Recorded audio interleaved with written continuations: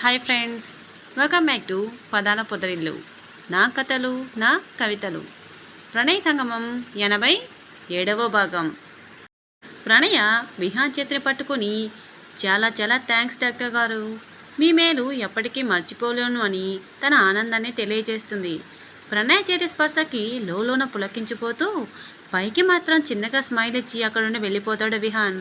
ప్రణయ happy మూడ్లో విక్రమ్ ఎక్కడున్నాడా అని వెతుకుతూ వెళ్తుంది. అదే ఫ్లోర్లో ఒక కార్నర్ ఏరియాలో సీరియస్గా ఫోన్ మాట్లాడుతూ కనిపిస్తాడు విక్రమ్. వెంటనే విక్రమ్ దగ్గరికి లేడి పిల్లలా చెంగున చేరుతుంది ప్రణయ. విక్రమ్ చేతిని తన చేతిలో చుట్టేసి కళ్ళని మాత్రమే పైకెత్తి ఎవరితో అన్నట్టు సైగ చేస్తుంది ప్రణయ. విక్రమ్ పెదవులు బిగించి కళ్ళని ఆర్పడంతో సైలెంట్ అవుతుంది ప్రణయ. అలా ఇద్దరు వాళ్ళ కూర్చున్న చైర్స్ దగ్గరికి వచ్చి అక్కడ విక్రమ్ తీసుకొచ్చిన ప్యాకెట్ తీసుకొని సుధాకర్ని ఒకసారి చూసి రూమ్కి వెళ్ళిపోతారు. విక్రమ్ మాట్లాడుతూ ఫ్రెష్ అయ్యావా లేదా అంటాడు తన తీసుకొచ్చిన ప్యాకెట్ని ఓపెన్ చేస్తూ. హో, ఎప్పుడో అయ్యాను అంటూ బెడ్ మీద పద్మాసనం వేసుకుని కూర్చుంటుంది ప్రణయ. విక్రమ్ బాక్స్ ఓపెన్ చేసి ప్రణయ ముందు పెట్టి తిను అని చెప్పి తనకి ఎదురుగా కూర్చుని ప్రణయనే చూస్తున్నాడు. ఆ బాక్స్ని చూసిన ప్రణయ, ఇది ఆర్డర్ చేసిన దానిలా లేదే, మరెక్కడిది, ఇంటి నుండి తీసుకొచ్చారా నా కోసం అంటూ అడుగుతుంది ఎగ్జైటింగ్గా ఫీల్ అవుతూ. అవును, ఇంటి నుండి తెచ్చాను, తెచ్చింది మాత్రం నేనే, పంపించింది మీ అత్తగారు అంటూ ప్రణయ్ చేతిలోని స్పూన్ తీసుకొని తినిపిస్తాడు తనకి. అదేంటి, ఆంటీకి తెలుసా మీరు ఇక్కడికి వస్తారని అడుగుతుంది ప్రణయ. తెలుసు, కానీ ఫ్రెండ్ అనుకుంటుంది. ఇంకా అసలు విషయం తెలిస్తే ఎలా ఫీల్ అవుతుందో చూడాలి అంటూ తినిపించేస్తున్నాడు విక్రమ్.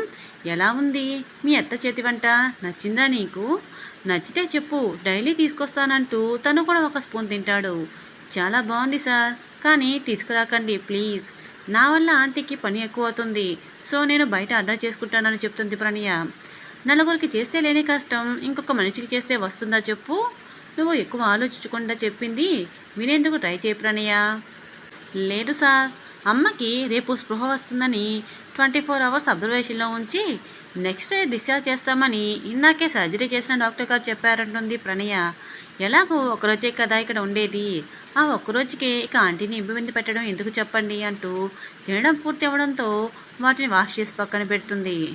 అక్కడే ఉన్న బుడ్డి సోఫాకి జారబడి కూర్చొని ఇరువురు చేతులు పెనవేసి పిచ్చాపాటి మాట్లాడుకుంటున్నారు. ఇంతలో ఏదో గుర్తుకు వచ్చిన దానిలా ప్రణయ టింగున స్ట్రైట్గా కూర్చుంటుంది. అలా కూర్చున్న ప్రణయ్ని తదేకంగా చూస్తున్నాడు విక్రమ్, కన్నార్పకుండా ఏమైంది అన్నట్టు. ప్రణయ విక్రమ్కి ఎదురుగా సర్దుకొని కూర్చుంటూ, మీరు నాతో ఏమైనా చెప్పడం మర్చిపోయారా అని అడుగుతుంది. ప్రణయ ప్రశ్నకి ఆలోచిస్తున్నట్టు ఫేస్ పెట్టి, లేదే, ఎందుకు అలా అడుగుతున్నావంటూ కనత మీద చిన్నగా వెలితో పొడుస్తాడు విక్రమ్. నిజంగా ఏమీ లేదా అని మూతి ముడిచి అడుగుతుంది ప్రణయ. అరే బంగారం, నీ దగ్గర ఏమైనా దాస్తానా నేను, నిజంగా ఏం లేదురా అంటూ రెండు బుగ్గల్ని పట్టుకుని చాలా అంటే చాలా సాఫ్ట్గా లాగి వదులుతాడు. దానికే ప్రణయ బొగ్గలు అరుణవర్ణాన్ని అద్దుకోగా చిన్నపిల్లల భుజాన కేసి రుద్దుకుంటుంది. అది చూసిన విక్రమ్ గట్టిగా నవ్వేస్తాడు. ఇప్పుడు చెప్పు, నువ్వు ఇంతనా ఇన్నిసార్లు అడుగుతున్నావంటే నీకు ఆల్రెడీ తెలిసిన విషయమే అనుకుంటా, యామ్ ఐ కరెక్ట్? వెంటనే ప్రణయ తన పళ్ళన్నీ కనిపించేలా ఒక నవ్వు నవ్వి, భలే కనిపెట్టేశారు సార్, ఇక విషయం ఏంటంటే ఇవాళ నేను ఆంటీని చూశాను, ఇంకా మాట్లాడాను కూడా తెలుసా అంటూ రెండు చేతులను వడిలో పెట్టుకుంటూ చెప్తుంది. విక్రమ్ అర్థం కానట్టు ఫేస్ పెట్టి, ఏ ఆంటీ, ఎక్కడ చూసావని అడుగుతాడు. ఏ ఆంటీనో కాదు, నాకు కాబోయే అత్తగారు అని ప్రణయ చిన్నగా సిగ్గుపడుతూ చెప్తుంది. అప్పుడు అర్థమవుతుంది విక్రమ్కి విషయం. అప్పుడే కావ్యని హాస్పిటల్కి తీసుకెళ్ళినట్టు తల్లి చెప్పిన మాట గుర్తుకు వస్తుంది. మాట్లాడావా, ఏమన్నారు, నాతో చెప్పనే లేదు అమ్మా అంటూ ప్రణయ చేతికి మెంటికలు విరుస్తూ అడుగుతున్నాడు విక్రమ్. ఆంటీ మర్చిపోయారేమో సార్, నేను చెప్తున్నానుగా మీకు అని, వాళ్ళు ఎలా కలిసింది, హాస్పిటల్కి ఎందుకు వచ్చింది అన్నీ చెప్తుంది ప్రణయ. చివరిలో మీకు తెలుసా, నన్ను 2 సార్లు మాల్లో చూసారట, ఒకటి ఆ రాజుని మీరు కొట్టినప్పుడు, ఇంకొకటి అంతకు ముందే ట్రయల్ రూమ్లో వీడియో తీసిన రోజు ఆంటీ ఇక్కడే ఉన్నారట. అంటే అంతకు ముందు నేను ఒకరిని కొట్టానుగా, మిస్బిహేవ్ చేశాడని, అప్పుడు చూసారట ఆంటీ నన్ను. నాతో మాట్లాడాలని అనుకున్నారట. మీరు ఫోన్ చేసేసరికి వెళ్ళిపోయారట. చూసారా మేము ఇంత బాగా మాట్లాడుకున్నాము అంటూ గొప్పగా చెప్తుంది ప్రణయ. అందుకు విక్రమ్ చప్పట్లు కొడుతూ వావ్ గొప్ప పని చేశారు అయితే ఇద్దరూ కలిసి అంటాడు. ఆ మాటకి రెండు చేతులు పనివేసి నవ్వుతూ విక్రమ్ అన్న దాంట్లో అర్థం అవ్వడంతో కళ్ళు చిన్నవి చేసి కొరకొరా చూస్తుంది ప్రణయ. ప్రణయ వాళ్ళకం చూసిన విక్రమ్ తనని అతని బాహుల్లో బంధించి నుదుటిని ఢీకొడతాడు.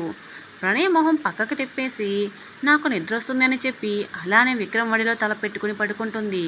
విక్రమ్ మెల్లిగా వేళ్లతో తలని మసాజ్ చేస్తుండగా త్వరగానే నిద్రపోతుంది ప్రణయ పూర్తిగా నిద్రలోకి జారుకున్నదని కన్ఫర్మ్ చేసుకుని తనకి ఎటువంటి ఇబ్బంది కలగకుండా చేతుల్లోకి తీసుకుని బెడ్ మీద పడుకోబెడతాడు విక్రమ్. ఫోన్ తీసుకుని మెల్లిగా బయటికి వచ్చి ప్రతాప్కి కాల్ చేస్తాడు. అప్పుడే ప్రతాప్ సుగుణతో కాల్లో ఉండడంతో విక్రమ్కి కనెక్ట్ కాదు. సుగుణతో మాట్లాడుతున్న ప్రతాప్కి బీప్ సౌండ్ అవ్వడంతో స్క్రీన్ చూస్తాడు. విక్రమ్ అని కాల్కు చూపించడంతో సుగుణకి బై చెప్పి విక్రమ్ కాల్ లిఫ్ట్ చేస్తాడు ప్రతాప్. హాయ్రా, ఇంకా పడుకోలేదు? లేదు కానీ ఎవరితో మాట్లాడుతున్నావు ఎంతసేపు? చెప్పాలా ఇప్పుడు? మీ చెల్లితో బావా అని సిగ్గుపడతాడు ప్రతాప్. అయ్యా కొంచెం దాచుకో అయ్యా పెళ్ళి వరకు అంటాడు విక్రమ్ నవ్వాపుకుంటూ. నీకేమమ్మా ఎన్నైనా చెప్తావు, మాకే ఇక్కడ ఎక్కడ వేసిన గొంగలి అక్కడే ఉన్నట్టుంది. లేదు ఊ లేదు, ఉప్పు లేని పప్పులా తయారైంది జీవితం అంటూ డ్రామాటిక్గా జీవించేస్తాడు ప్రతాప్. కొంచెం ఓవర్ అయినట్టు లేదు అంటాడు Vikram one side eyebrow rice చేసి. పప్పు పాడవకూడదంటే ఉప్పు కొంచెం తక్కువే ఉండాలి బావా నవ్వుతూ అంటాడు విక్రమ్.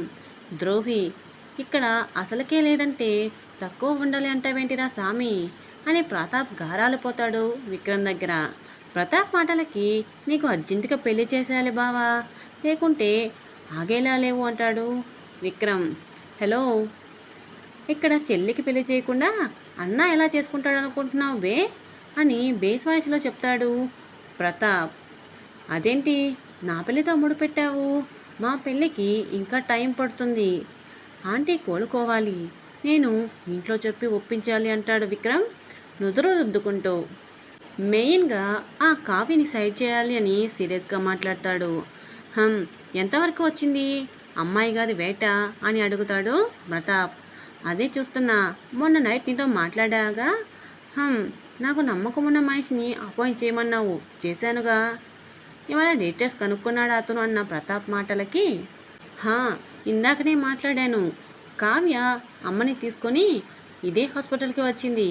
ఇంకా అమ్మని లిఫ్ట్లో వదిలేసి ఆంటీ ఉన్న ఫ్లోర్కి వచ్చి అక్కడ ప్రణయ లేకపోవడంతో లోపలికి వెళ్ళబోయింది.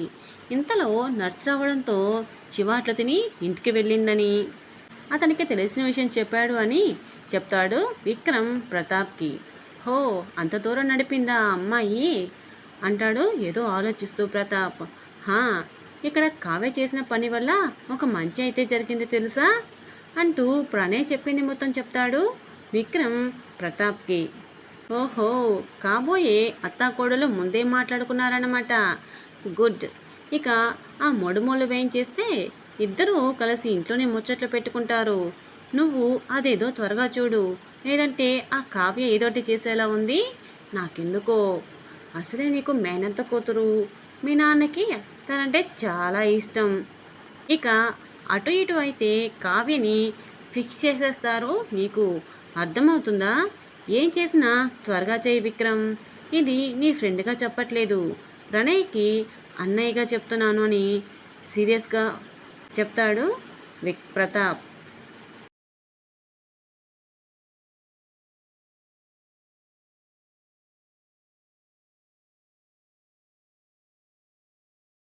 ఇదండి ఈరోజు కథ.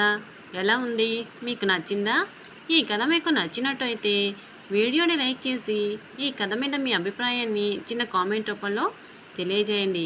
అలాగే మన పదాల పదిలు ఛానల్ని ఇంకా సబ్స్క్రైబ్ చేసుకున్నటువంటి వాళ్ళు వెంటనే సబ్స్క్రైబ్ చేసుకొని మీ ఫ్రెండ్స్కి షేర్ చేయండి. సరికొత్త మలుపులతో మనసు దొచ్చే భావాలతో మరొక వెబ్సైట్లో మళ్ళీ కలుసుకుందాం. Bye buddies.